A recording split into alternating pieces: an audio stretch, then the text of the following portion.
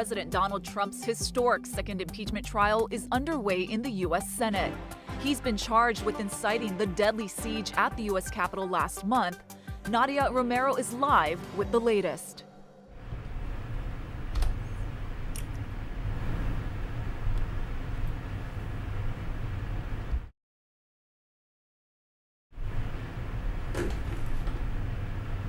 Trump's defense team as both sides lay out their case.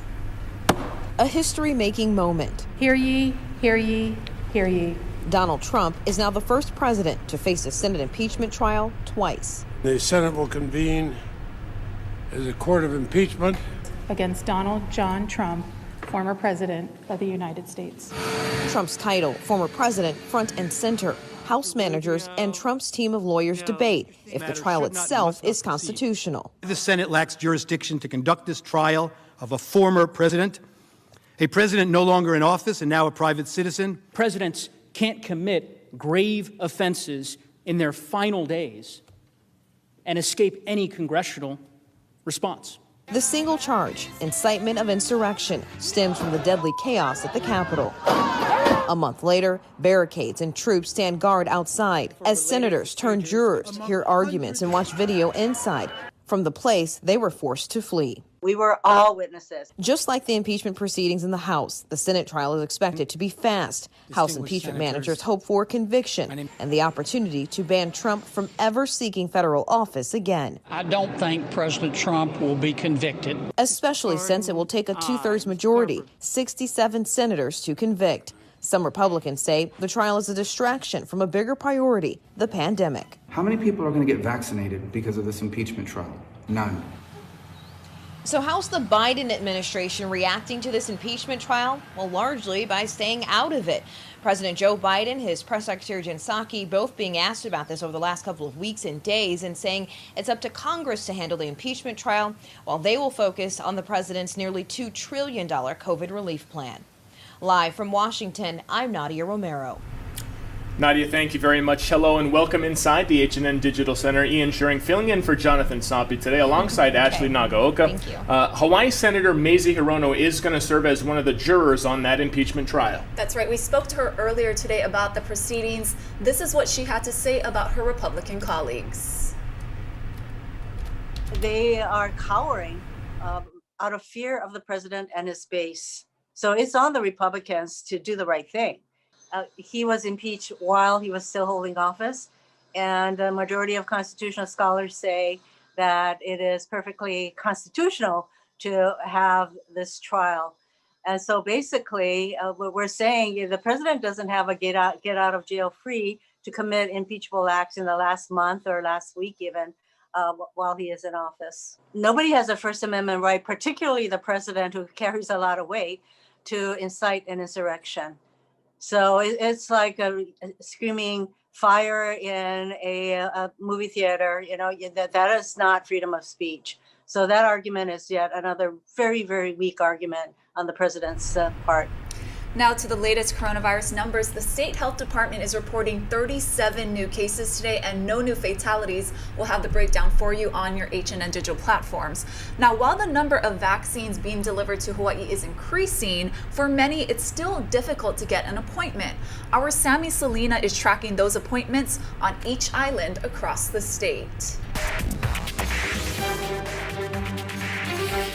The limited supply of vaccine is making it difficult for folks to book that first dose appointment here on Oahu, so you should definitely check out multiple sites. But the supply of vaccine is affecting all of the islands. All of the clinics I checked in with on Maui are not booking new appointments for a first dose, so everyone who needs a second shot can get one. Maui Health, as well as the Maui District Health Office, hope more slots will open up, but when they do, they will be concentrating on vaccinating folks 75 and older, as well as healthcare workers who changed their minds about the vaccine. Lanai is also focusing on the most vulnerable populations. Meanwhile, Molokai is already in Phase 1C. Health officials have explained to me that because Kauai is smaller, rollout has been able to reach more groups of people. Essential workers such as USPS employees, teachers, public transit workers, farmers, grocery store workers, and more are eligible to get the vaccine. Kupuna are receiving the vaccine at the hospitals. They plan to move into Phase 1C when supply allows. And on the Big Island, besides Kupuna, essential government workers, frontline medical workers, and first responders are also getting their shots on Hawaii Island. Hawaii DOH has also begun the process of reaching out to essential frontline workforce, beginning with the energy, transportation, and education sectors. We have all of this information as well as links and phone numbers on our website. Sammy Solina for This Is Now. Thank you, Sammy. A group hit hard by the coronavirus is getting vaccinated today. A vaccination clinic for Pacific Islanders opened at 9:30 this morning at We Are Oceania in Kalihi. This is new video just into our newsroom from that vaccination event. Micronesians, Samoans, and Tongans have the highest percentage of COVID cases in Hawaii, despite making up just 4% of the state's population. I think the unique situation is that, a lot of our elders don't speak English. And even if they speak English, they now kind of like need us, the younger generation, to be around. And they also, like the trust is really important, and feeling, comfortable where they go. And also the fact that this is out in the community, and this is a, community center. So it makes them feel, more welcome. The group also has the highest number and percentage of coronavirus deaths across the state. 93 Pacific Islanders have died from the virus. More than 400 have been hospitalized since the start of the pandemic. That is by far the most of any other ethnic group. CVS says vaccinations at some of its Hawaii stores will be pushed back a day because of a shipping delay. 6 Long's pharmacies will now begin to administer shots on Friday. For now, it will be limited to people 75 and older. Eligible residents can sign up at cvs.com starting Thursday. We actually have a small detail about vaccinations that we wanted to point out. A viewer called and asked about vaccination video in which it appeared that the needle disappeared into someone's arm. Hospitals are now using retractable needles. A spring is triggered when the plunger is pushed all the way in, retracting the needle into the syringe. The needle does not stay in the arm. It reduces the risk of a nurse being pricked by the needle and risking blood-borne infections. Local doctors are reminding residents to mask up and stay safe to protect against those COVID-19 variants. We spoke this morning to Dr. Melinda Ashton, the Chief Quality Officer at Hawaii Pacific Health. I guess just starting off with these variants, how is this a game changer as far as our vaccination efforts are concerned? Well, this pandemic just continues to throw, sort of monkey wrench in the plans, right? So the hope was that if everybody got vaccinated, that we would be able to achieve herd immunity and get back to some new normal. With these variants, the worry is that the infectivity rate is higher. Possibly for South Africa, the illness severity is higher, and therefore we have to get to even higher levels of herd immunity to overcome the worry about passing that virus around. Knowing that we have at least 2 confirmed cases of the UK variant here in Hawaii, is it just an automatic that we should expect those numbers to really ramp up because of that? We know it's here. Right, and I think the fact that we've only got 3 that we call by name, UK, South Africa, Brazil, is probably just going to be very short-lived. I suspect there will be many more. The virus is multiplying all over the world, and every time it multiplies, there are potential for DNA changes. And so, this is just the tip of the iceberg, very likely. So I think, yes, we do need to be more careful, and we are aware that we need to get many more vaccinations done to achieve a level of herd immunity that will make a difference. It seems like it would be easier to ease restrictions now and to kind of change what we have been doing because our numbers are so much lower than we have seen since July of last year. But is that not the case? Should we be vigilant still? We need to still be vigilant. It's something that we just don't know how quickly these variants are going to spread in Hawaii. We're doing very well. People have been very responsible, have done a lot of good mask wearing, social distancing, all the rest of that. I mean, we have the occasional hotspot, but we've really done very well. We need to continue to be good at it. Let's talk about masking. There's been an indication that we should be wearing 2 masks. Now, is that true? And if it is true, how should we do this?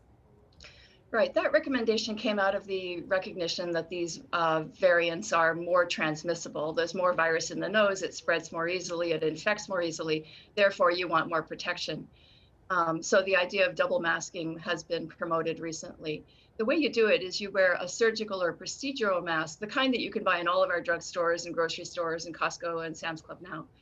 You put that inside of your cloth mask, and those two masks together create a better level of protection with a better fit and maybe get you as good as an N95. Is that what you would recommend for people right now in Hawaii, double masking? Oh, I really in that for our own folks. We did actually last week suggest that for people at Hawaii in the community should think about double masks. I'm sorry, Dr. Ashton, it seems like our signal may not be doing well. Do you recommend double masking for everyone here? Just one more time.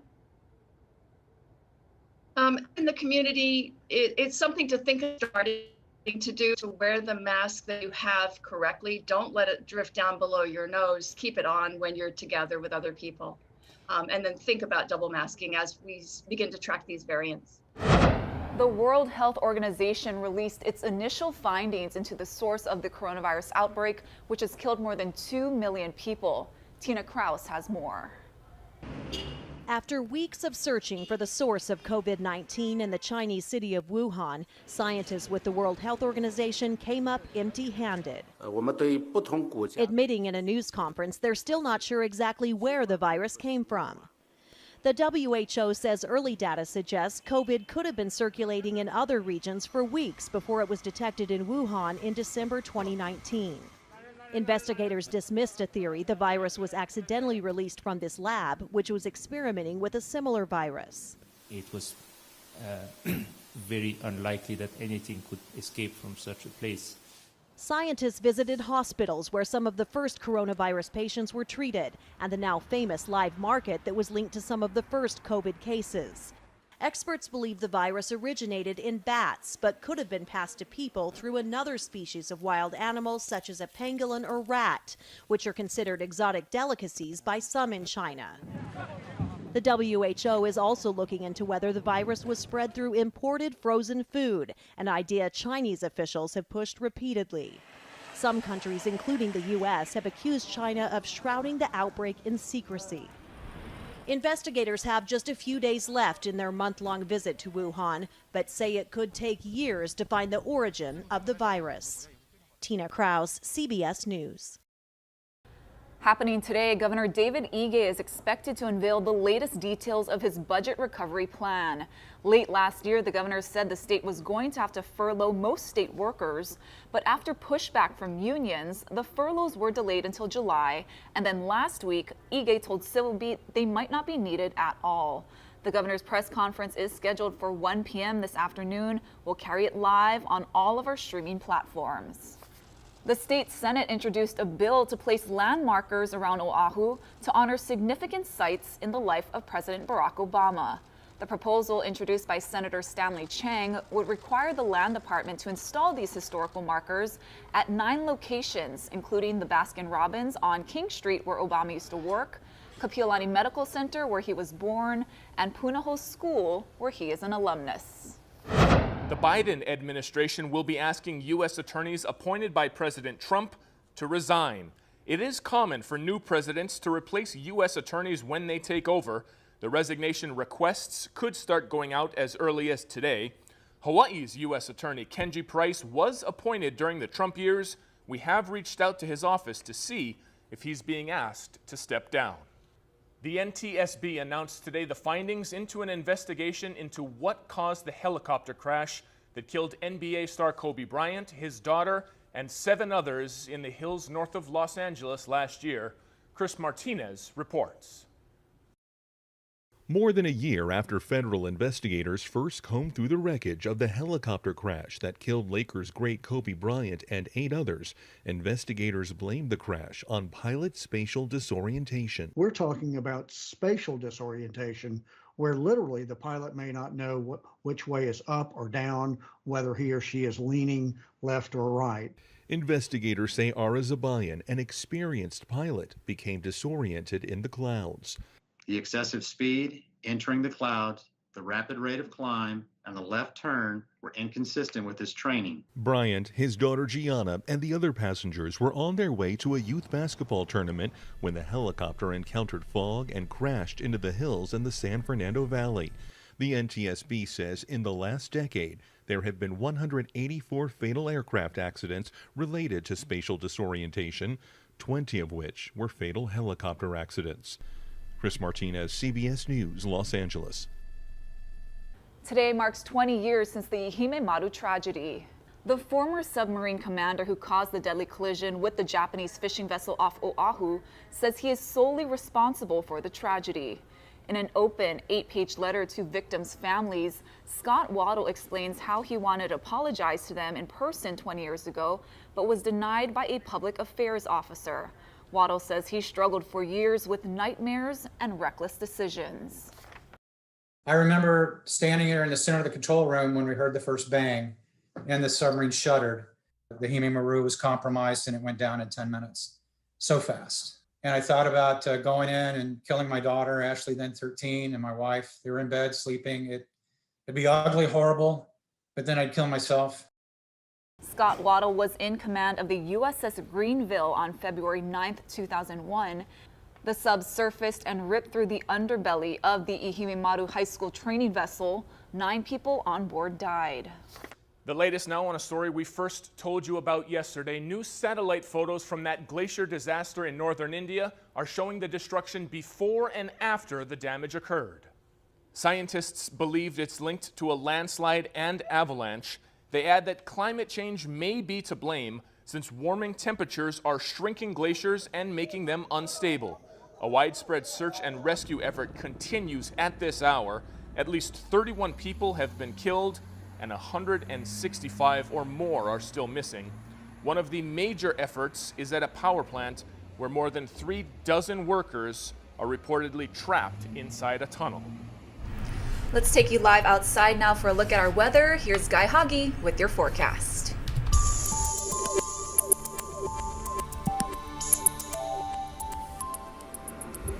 How's it on this Tuesday? A cold front is moving through the state. A drier air mass is moving in, already moving into Kauai and Oahu, which has cleared the cold front. You can see the front is actually still over Maui County and the Big Island, and there were some thunderstorms firing up. That means this fair bit of moisture is moving towards the Big Island, especially the south and west sides. This morning there was a flood advisory on for the Hamakua coast because of the abundant rainfall there and the minor flooding. Flood alerts could be posted for the east end of the state.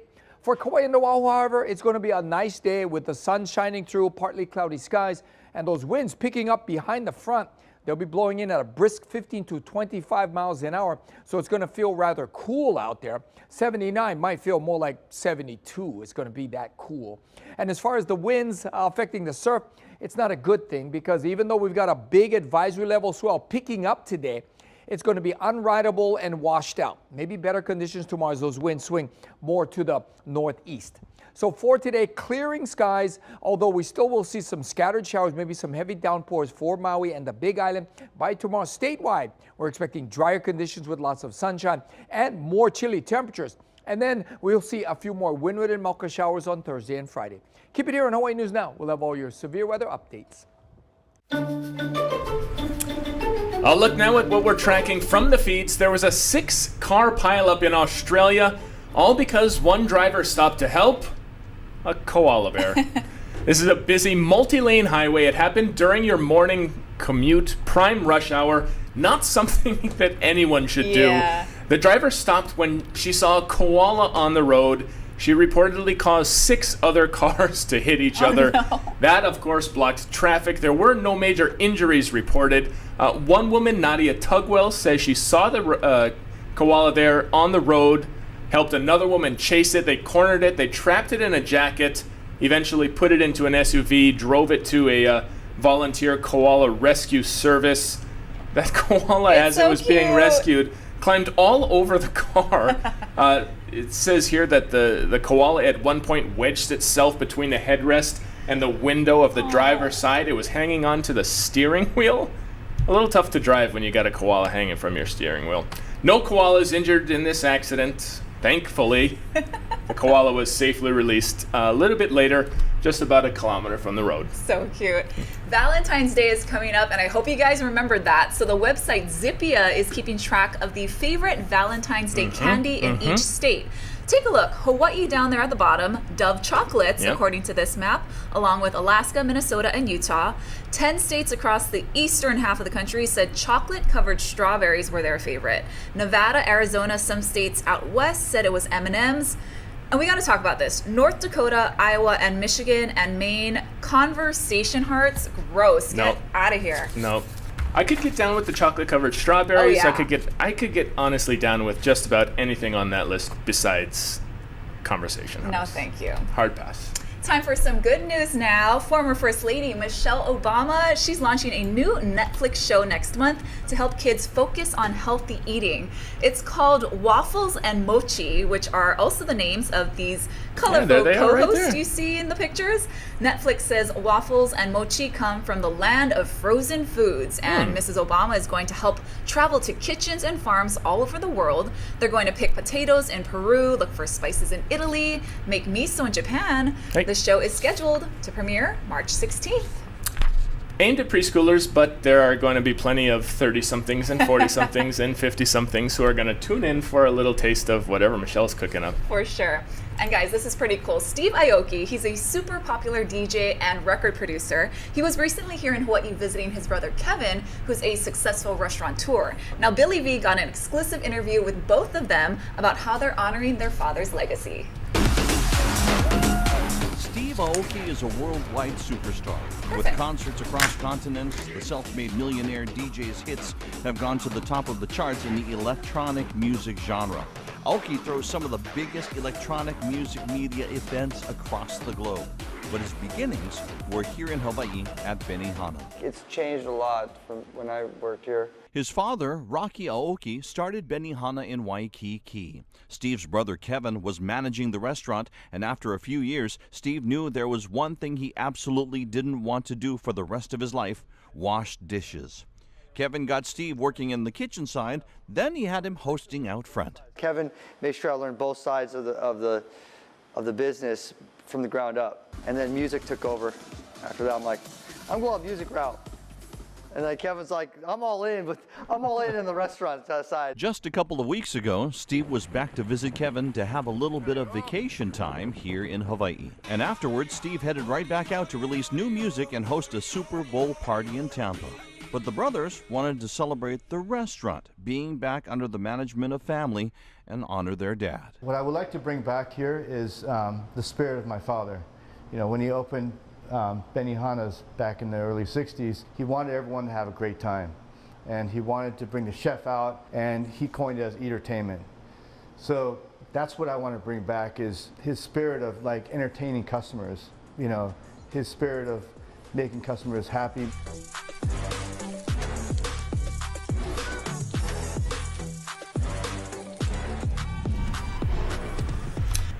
Always a good time at Benihana. Always a good time at Doraku, you know, and always a good time at an Aoki concert. Yes, I'm a fan of both brothers for sure. Same. Hey, one last piece of good news. Indulge me. It's my mom's birthday today. Happy birthday, Mom. She's at work right now. She's probably not even watching. We'll show it to her later. There's my mom and my sister. It's family pool time. Mama Bonnie, we love you so much. Mama Bonnie, we love you. She's the best mom I've ever had. So you got a good one. You're lucky. Thrilled about it. Yeah. That's going to do it for us, you guys, on This Is Now. We'll be back tomorrow with much more news. Stay tuned.